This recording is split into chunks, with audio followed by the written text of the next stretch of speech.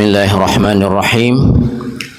Assalamualaikum warahmatullahi wabarakatuh.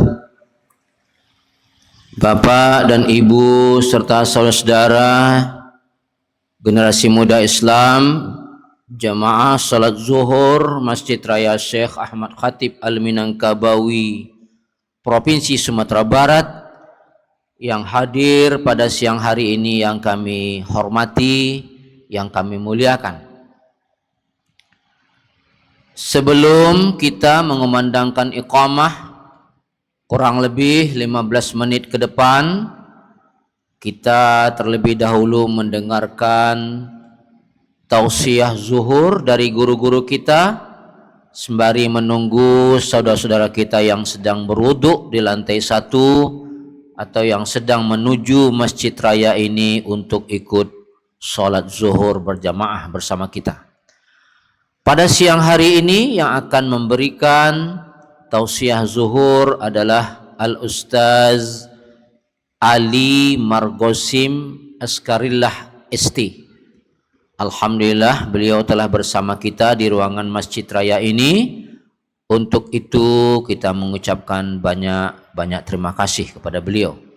Bapak dan Ibu serta saudara yang kami muliakan, marilah kita dengarkan secara bersama tausiah zuhur yang disampaikan oleh Al-Ustaz Ali Margosim Askarillah ST.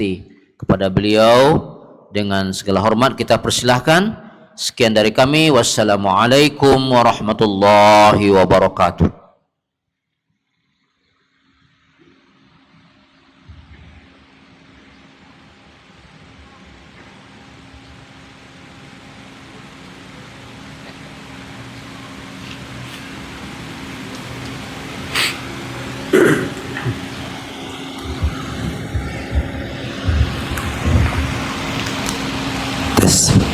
Tes.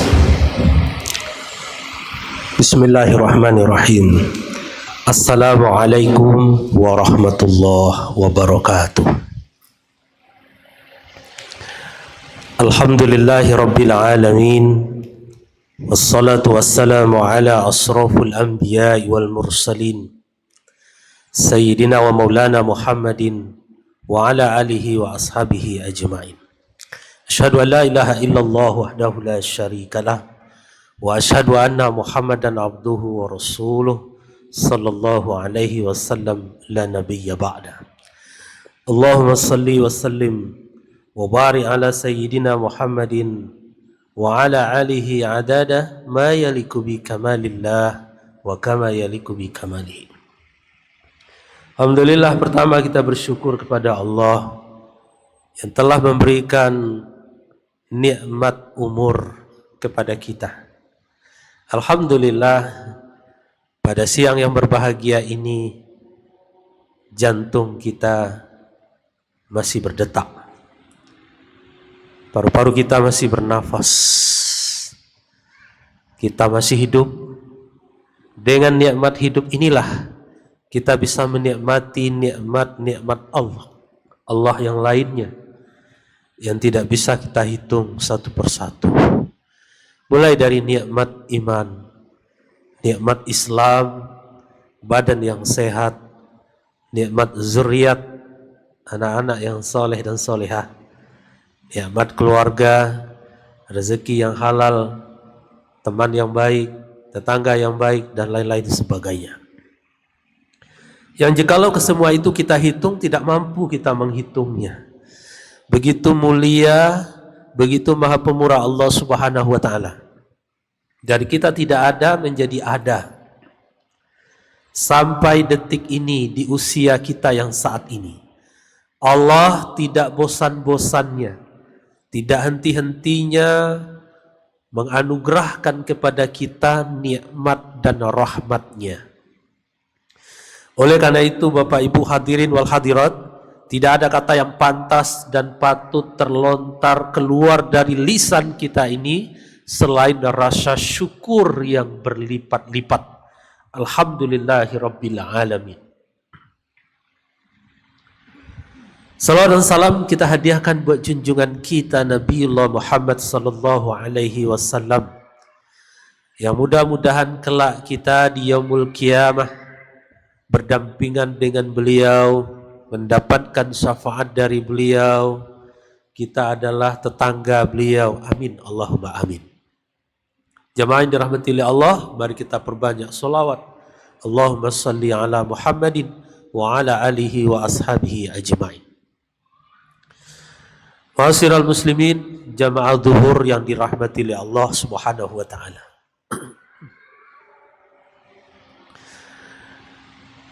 Sekitar 1 tahun yang lewat, ada sepasang suami istri mendatangi saya ba'da sholat isya di Masjid Al-Hamid Daduk Tunggul Hitam dekat rumah saya. Dia langsung berkata, "Ustadz, kami minta solusi. Kalaulah malam ini kami juga tidak dapat solusi dari Ustadz, kami sudah memutuskan untuk bunuh diri karena sudah tak ada gunanya hidup lagi." Saya dengan wajah santai, suara pelan bertanya, "Seberapa besar masalah bapak dan ibu?" Sehingga dia bercerita. Maka jamaah yang dirahmati oleh Allah Subhanahu wa taala, alhamdulillah setelah 1 tahun hingga hari ini beliau masih sehat, masih beraktivitas, melanjutkan hidup ini dengan semangat. Jauh dari Lubek datang ke Daduk Tunggul Hitam. Maka jamaah yang dirahmati oleh Allah Subhanahu wa taala,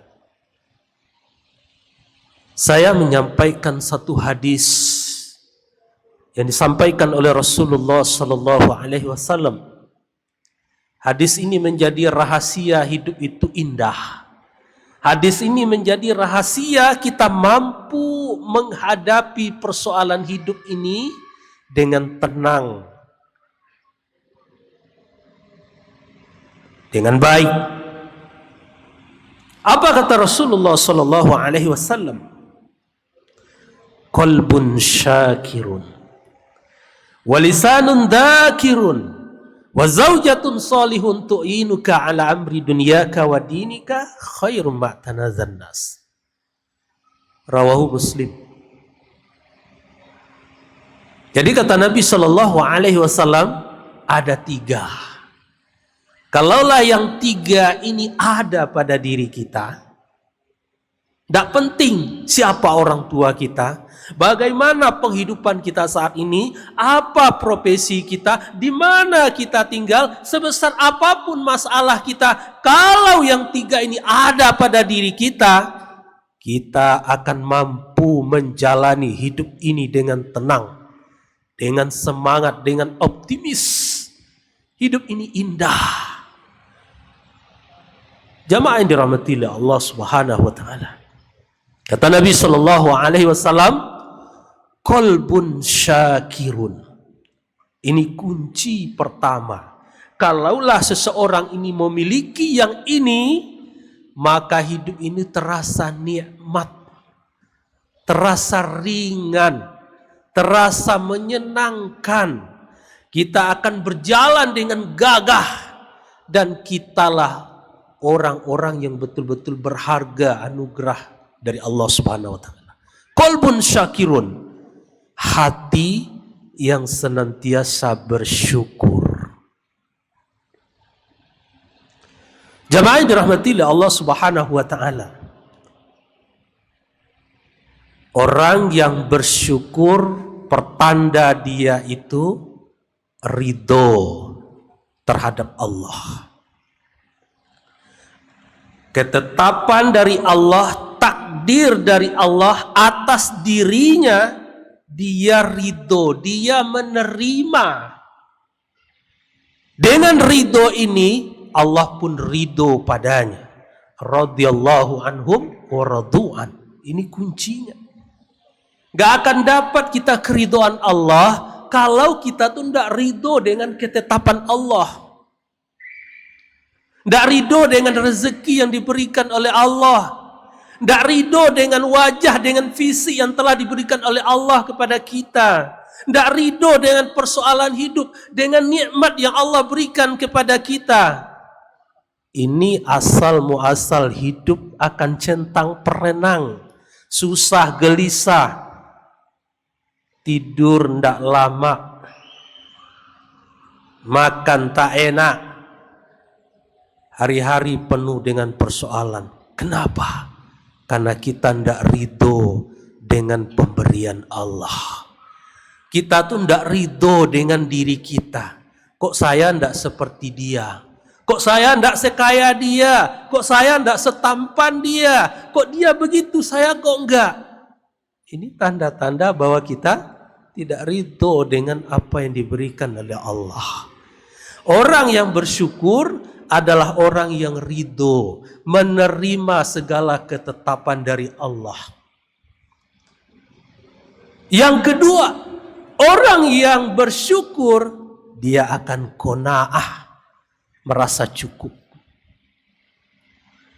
Rezeki itu seberapa banyaknya, seberapapun banyaknya, itu nggak akan pernah cukup, Bapak Ibu.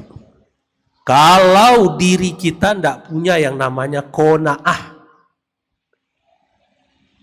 Bahkan Nabi SAW mengatakan, kalaulah sekiranya Allah memberikan kepadamu satu lembah yang berisi emas, engkau akan tetap meminta 2 lagi.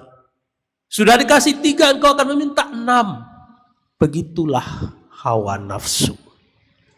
Tidak pernah cukup. Dah banyak dikasih oleh Allah nikmat, tetap aja merasa tidak cukup. Indonesia saat ini, persoalan yang paling berat adalah persoalan kemiskinan. Dan kemiskinan yang paling berat adalah mentalnya yang miskin. Kita banyak menemukan mobilnya Pajero, rumahnya bertingkat, tapi masih saja korupsi. Mau dibawa kemana itu harta? Mentalnya yang miskin. Maka jemaah yang dirahmati oleh Allah Subhanahu wa Ta'ala, kalaulah kita itu sudah memiliki hati yang senantiasa bersyukur, baik banyak maupun sedikit, kita tetap tenang. Kalau kita tenang, hati ini tenang, badan sehat, pikiran pun waras. Hidup terasa indah. Maka jemaah yang dirahmati oleh Allah Subhanahu wa Ta'ala, kita amalkan apa yang diajarkan oleh Nabi. Syukuri apa yang ada. Apa yang ada pada kita saat ini, syukuri itu. Terima kasih ya Allah. Tanpamu aku enggak layak memiliki ini semua. Semua ini pemberian darimu. Terima kasih ya Allah. Terima kasih. Alhamdulillah, alhamdulillah. Ini kunci pertama. Kalaulah orang sudah punya hati yang selalu bersyukur, kemanapun melangkah, dunia ini indah. Tapi kalau hati ini tidak ada rasa syukur, berarti diisi dengan ketamakan dan kerakusan. Seberapa banyak pun harta, setinggi apapun jabatan, secantik apapun teman tidur kita, tetap saja tidak pernah merasa cukup. Kegelisahan selalu membersamai hidup. Kunci yang kedua, kata Nabi SAW, walisanun dzakirun, lisan yang selalu berzikir. Ala bidzikrillah tatma'innul qulub. Dengan berzikir mengingat Allah, Allah akan turunkan ke dalam hatimu ketenangan yang luar biasa. Jadi lisan yang selalu berzikir, baik itu zikir secara lahiriah, subhanallah walhamdulillah wala ilaha illallah wallahu akbar, atau itu zikir berupa perkataan yang baik. Kalau kita dengan pasangan membudayakan zikir ini, maka terasa lebih enak. Pertengkaran itu lebih jauh rasanya. Lebih banyak kita percakapan yang insya Allah diridhoi oleh Allah. Ngomong yang baik, yang keluar dari lisan ini yang baik. Tidak ada teriakan, bentakan, omongan kasar, apalagi omongan jorok. Itu membawa pada kebaikan yang luar biasa. Betapa banyak pasangan-pasangan yang dia itu akhirnya bubar karena lisan yang tak terjaga. Tapi betapa Rasulullah mengajarkan agar kita bisa memanage lisan ini dengan sebaik-baiknya. Kalau lisan ini manis, enak didengar. Maka jamaah yang dirahmati oleh Allah Subhanahu wa taala, ya ayyuhalladzina amanu taqullaha waliyaqulu qaulan sadida. Wahai orang-orang yang beriman, bertakwalah kepada Allah. Setelah bertakwa, berkatalah yang baik-baik saja. Maka mulai dari sekarang kita menjaga lisan kita. Kita pastikan bahwa yang keluar dari lisan kita, dari lidah ini adalah kata-kata yang baik-baik saja. Kalau sekiranya yang baik itu tak ada dalam diri ini, dalam kepala ini, mending kita diam. Auliyasmut. Faliyakul khairan auliyasmut. Berkatalah yang baik, kalau tidak diam. Itu jauh lebih menyelamatkan. Yang ketiga, ketika seseorang itu memiliki poin yang pertama, yang kedua, dan yang ketiga kata Nabi, maka sungguh dia telah memiliki segala-galanya dari dunia ini. Apa itu? Wa zaujatun salihun tu'inuka ala amri dunyaka wa dinika khairu ma'tanazan nas. Memiliki pasangan yang soleh, istri yang solehah, suami yang soleh, yang saling berkolaborasi, membantu satu sama lain dalam urusan dunia dan akhirat. Fitrahnya laki-laki yang bekerja, tapi sekarang banyak yang ibu-ibu yang bekerja, laki-laki yang di rumah. Kalau itu sudah kesepakatan, tidak ada yang salah. Kolaborasi. Kolaborasi dalam segala hal. Ketika suami bermasalah dengan keuangan, istri harus maju ke depan.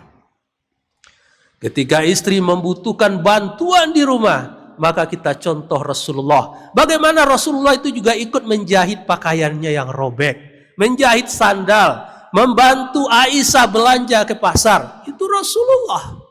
Ada salah seorang kiai besar di Kudus, Jawa Tengah, santrinya ribuan. Tapi Bapak Ibu yang dirahmati oleh Allah Subhanahu wa taala, dia berkata sendiri, dia sering bantuin istrinya ngulek, menggiling lado. Karena kalau digiling lado kok pakai batu lebih enak ketimbang di blender. Kiai besar, guru besar, ribuan santrinya. Apalagi kita. Kenapa beliau melakukan itu dan menyampaikan dengan bangga? Rasulullah saja, pemimpin alam ini, melakukan hal yang demikian. Rasulullah saja, uswah dan qudwah kita semua, melakukan hal yang demikian. Wa zaujatun salihun tu'inuka ala amri dunyaka wa dinika khairu ma'tanazan nas. Maka jamaah yang dirahmati oleh Allah Subhanahu wa taala, penguji yang paling berat dalam hidup ini adalah orang yang paling dekat dengan kita, orang yang paling kita cintai. Kalaulah kita di kampus mau ujian, skripsi, tesis, disertasi dan segala macam, yang menguji dosen penguji, guru besar. Penguji yang paling berat itu adalah orang yang paling dekat dengan kita. Kalau kita suami, ya istri kita. Lolos tidak kita dengan ujian-ujian yang Allah berikan lewat dia?